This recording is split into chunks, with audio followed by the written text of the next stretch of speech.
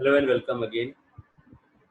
In the online discussions on bending moment diagram and shear force diagram, we have earlier discussed what are the shear force uh, diagrams and what are the bending moment diagrams and how they are drawn. So initially in the very starting week, I gave introduction. In introduction, I told what is bending moment and what is shear force diagram. Later on, we moved to calculate and draw the bending moment and shear force diagram of a cantilever beam. So we have different types of also we have studied all the types of loading and basic all the types of loadings and how bending moment and shear force diagram are drawn. Today we'll be discussing about bending moment and shear force diagram as applicable to a simple supported beam, because till now we have only concluded and we have only illustrated all the aspects of cantilever beam, but today we'll be discussing we have discussed all the types of cantilever beams, different types of loading. That was first week. First we have gone through the point load, then uniformly distributed load, then uniformly variable load at different applications. Now we are coming to bending moment and shear force diagram of a simple supported beam. So these these we have already studied. These are the example that we have taken in previous three classes, three lectures. Now today we'll be coming to the bending moment diagram and shear force diagram of a simple supported beam. So this is simple supported beam. A supported beam, a beam that is supported from both the ends, and one end is at roller support and the other end subjected to another is at the point load. So this is the simple supported beam that we have earlier discussed in detail. Now we'll be putting different types of loadings and we'll be calculating and learning the technique of drawing shear force diagram and bending moment diagram. So we can see here this is the simple supported beam,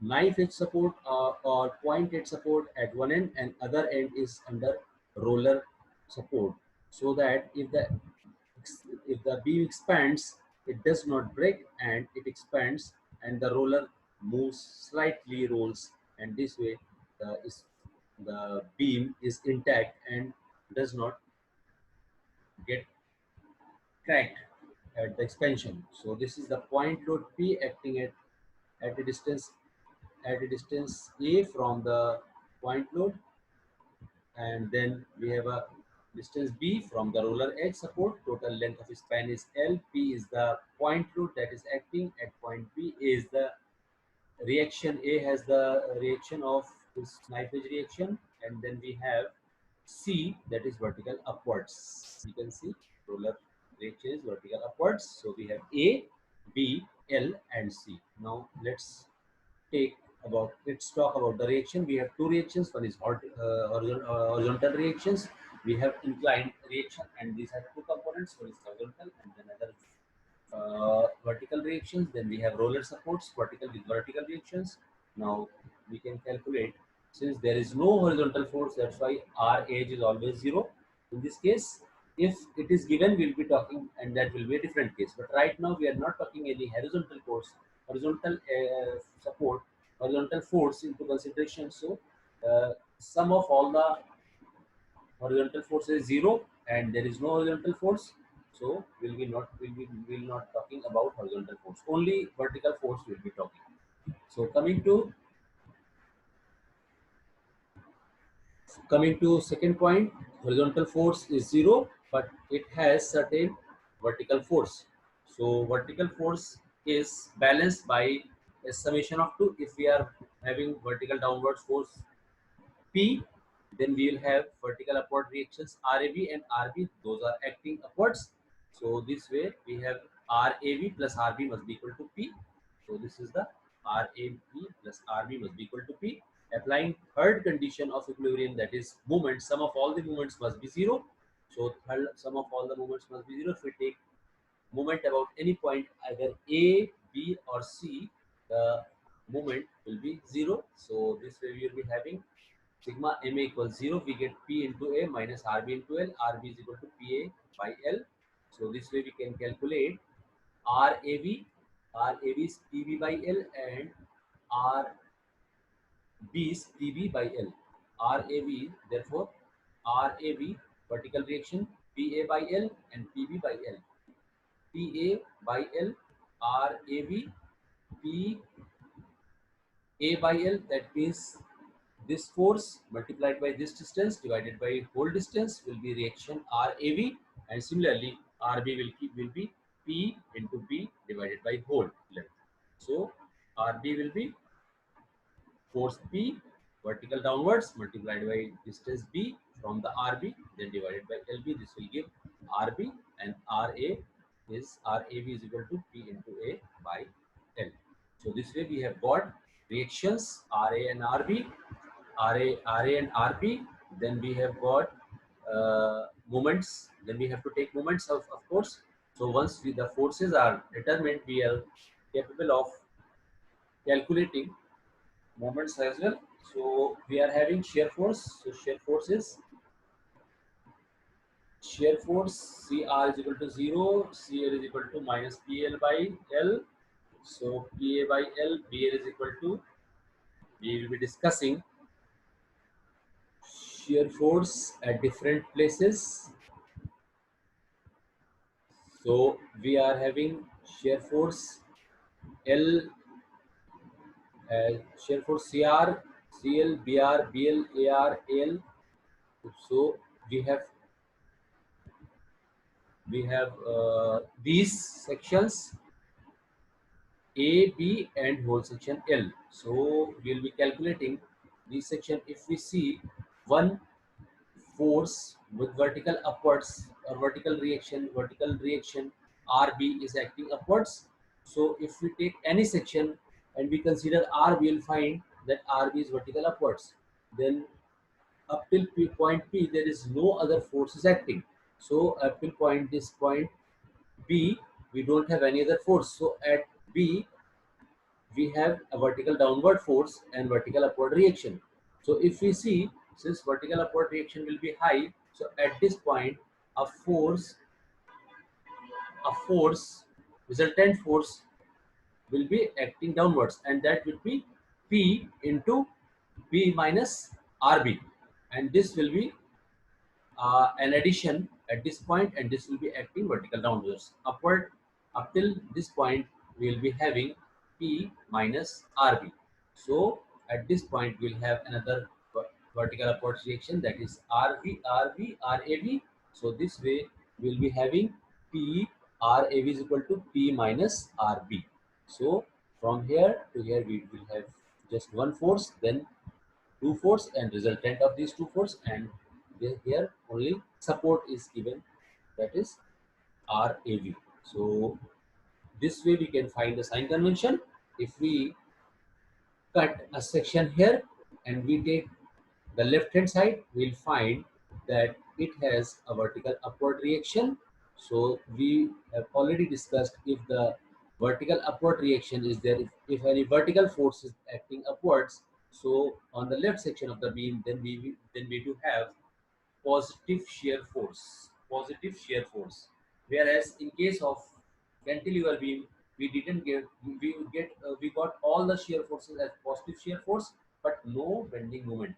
So shear force is again positive shear force in this case, and if you consider the right section, we'll again see that right section is acting downwards and this is acting upwards, but the resultant of these two, P minus RB, will be downwards. So this way we can say that shear force will be positive. Number one thing. So now we've concluded the sign of the shear force diagram will be positive, since it is having vertical upward reactions. Now come to the other factor, that is bending moment diagram. So in bending moment diagram, we can see this is sign convention for shear force.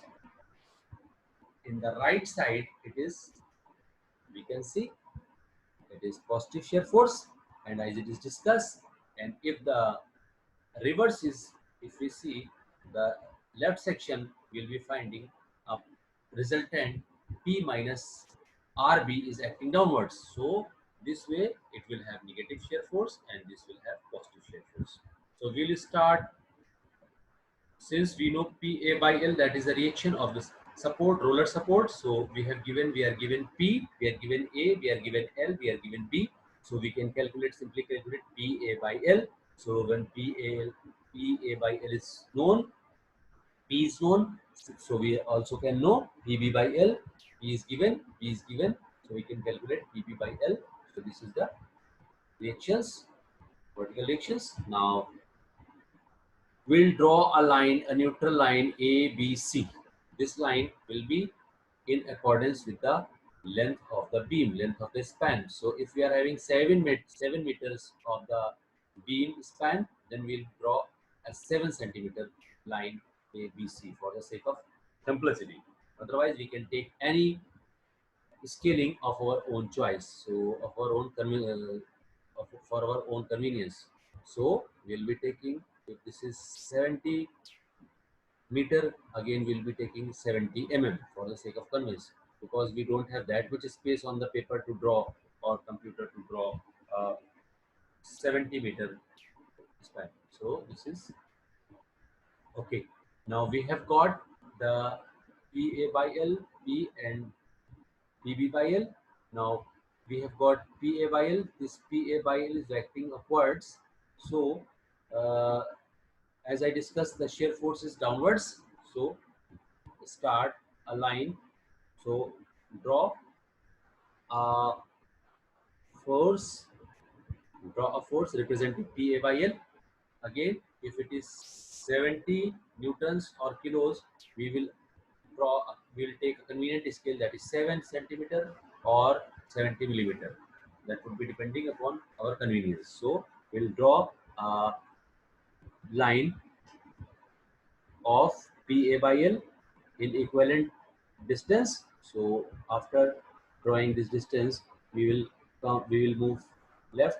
We'll move left. We'll find the distance AB. So we'll draw distance AB, straight line parallel to the baseline. Why? Because there is no other force acting from here to here. At point B, we have a jerk and we have a big force from here to here. So we'll draw P from here to here, and there this is the point that will be changing the sign. The point P, the line of representing shear force, will be changing the sign from negative to positive. Earlier it was negative, and then when the P is applied, so earlier only PA by L was working from here to here. Then we have all of a sudden point P. At point B, we are having a point below point P. So this will change the direction of the shear force, and now the shear force is positive. And again, this will moving from here to here uniformly, because there is no other shear force from here to here, and only here we have a reaction, vertical upwards reaction PB by L. So we have PB by L at this point. So you can see,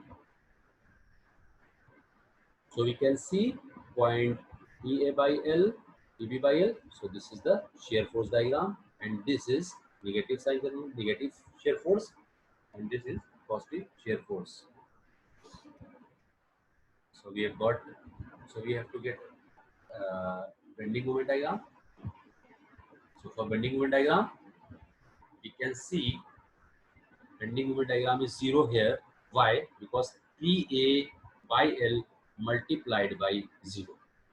The bending moment starts from here. So PA by 0, PA by L into 0, force multiplied by perpendicular distance. Perpendicular distance at this point P is, at this point C is 0, and the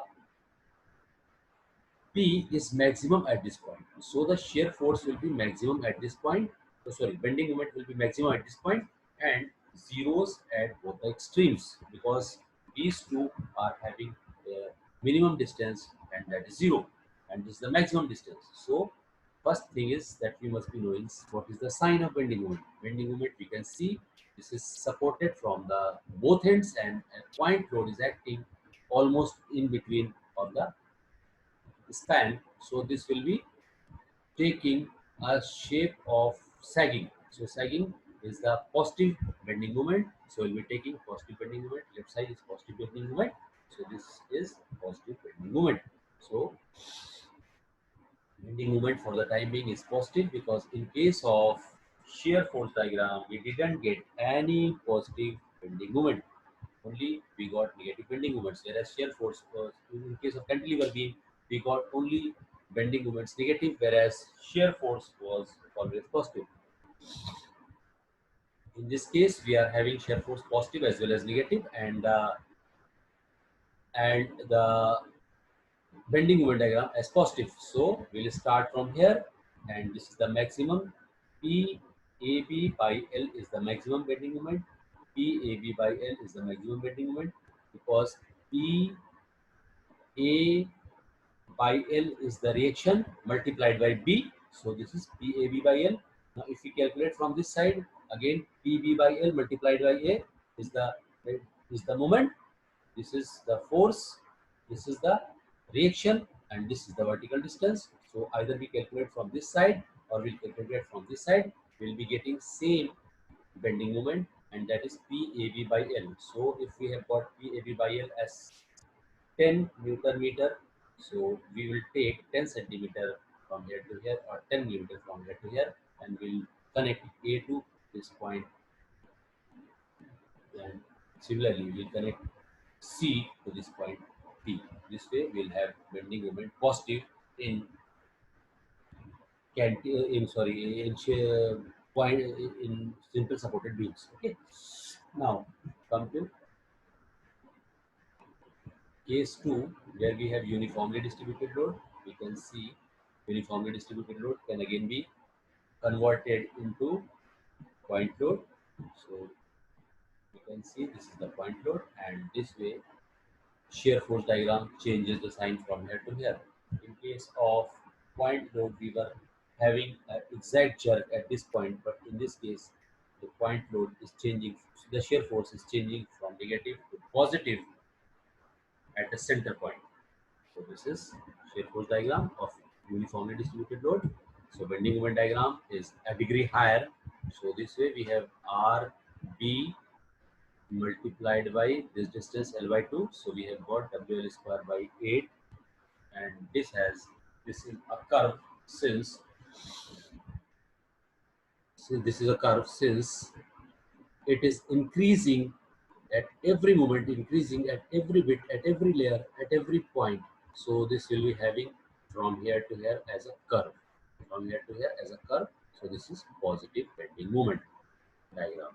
So this is positive bending moment for uniformly distributed load. So